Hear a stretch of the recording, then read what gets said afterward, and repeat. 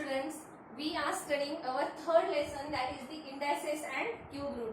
And in last lecture we have studied about the cube root, how to find out the cube root of some positive numbers as well as negative numbers. Okay, and also we have completed some problems in that practice set 3.3. Now we have to study one more problem from that practice set 3.3, question number 2 and the third example. So let's see what is that example that we have given. Third example from practice set 3.3. If cube root of 729 is equals to 9, then find out the cube root of 0.000729. Okay, so if the cube root of 729 is equal to 9, then we have to find out the cube root of this number. Now let's see how to solve this example.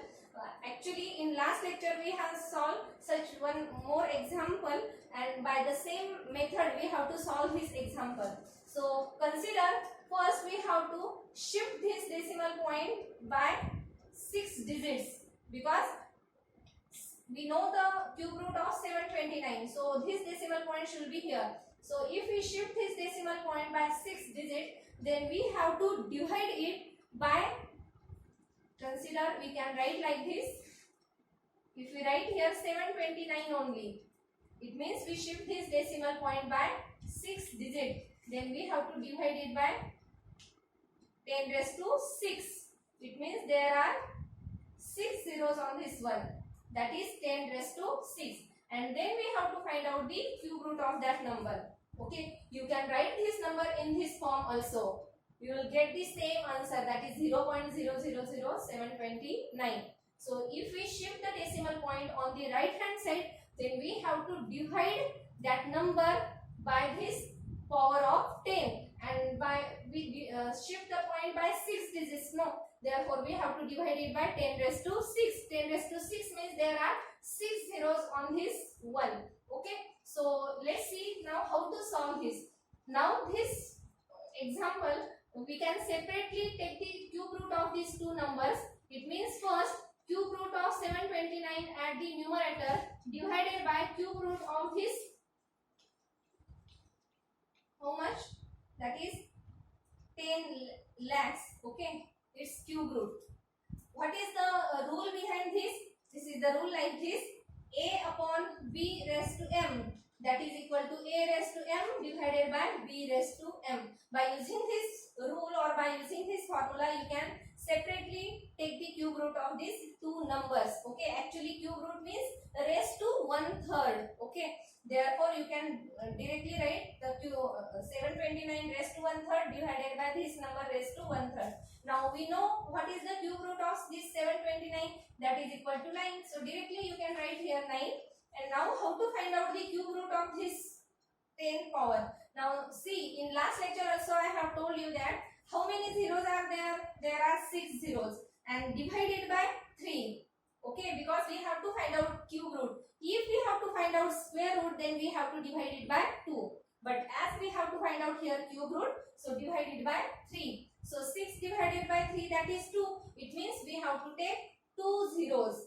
So we get 9 upon 100. Okay, and now the answer then 0.09.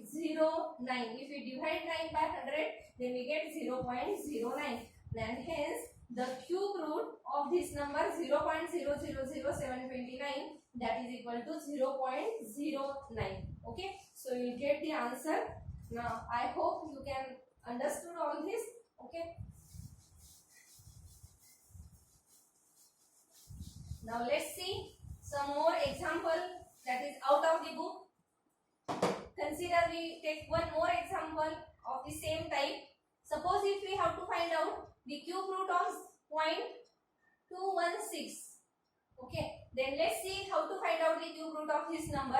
So first we have to write this number like this: 216 divided by, because we have to shift this point by 3 digits, so we have to divide it by 1000. Okay, there are 3 zeros on that one. Got it? So we have to divide it by 1000, and now let us find out the cube root. After that, you can separately take the cube root of these two numbers. numbers. So first we have to take the cube root of 216 divided by cube root of this 1000. Now we must know what is the cube root of 216. If you don't know, you first find out the prime factors of that number, and then by using that prime factors you can find out the cube root of that 216. So take here 216, you can divide it by 2, 2 ones are 2, 2 zeros are 0, 2 eights are, so 2 fives are 10, then 2 fours are, 2 twos are 4, 2 sevens are, then 3 nines are, 3 threes are, like this. Now you can, we have to make 3 groups, equal groups, okay. So this is the first group, then this is the second group, and the third group. Means first group, that is 3 into 6. One group is of 6. 3 multiplied by 2, that is 6. This is 3 multiplied by 2, 6. 3 multiplied by 2, 6. So it means the cube root of 216, that is 6. So let us write here 6. And then cube root of this 1000. How much? Just measure the number of zeros. 3 zeros are there. Divided by 3, that is 1. So you have to give 1 0, means 10. So 6 divided by 10, how much? That is 0.6. So we get the answer, the cube root of 0.216, that is 0.6. Okay. So by using this method, you can easily find out the cube root of any such numbers. Okay. Now let's see. After that, let us take one more example that is also out of book. Consider the third example. If we have to find out the cube root of 64,000. Now let's see how to find out its cube root. Again, we have to write down the number into product of the two numbers. Because if we find out the prime factor of this large number, then it becomes so lengthy. That method will be so lengthy. Okay. So first we have to divide this number into 2. So you can write like this: 64 multiplied by 1000. Got it? 64 multiplied by 1000, and now the cube root of this. So now after that you can separately take the cube root of these two numbers. It means the cube root of 64 multiplied by cube root of this 1000. Now what is the cube root of 64 that we know? 4 4s are 16, 16 4s are 64. It means the cube root of this number is 4 multiplied by cube root of 1000, that is 10. So we will get the answer 4 into 10, that is 40. So the cube root of 64,000, that is 40. And if you take the multiplication of 43 times, then you will get the same answer. Okay, so here we end our third lesson, that is the indices and cube root. We have studied lot of example depending on this cube root and cube. So let us stop here. And one more important thing that I have to told you, that on tomorrow I am going to take your test. Okay, practice test depending on these 3 lessons, lesson number 1, 2 and 3, because we have completed all these 3 lessons and you have to give that test on tomorrow. So write that test paper in your notebook and then show it to me on reopening of the school. Okay, so be ready for tomorrow.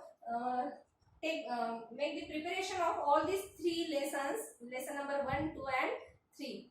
Okay, so let us stop here. Thank you and have a good day.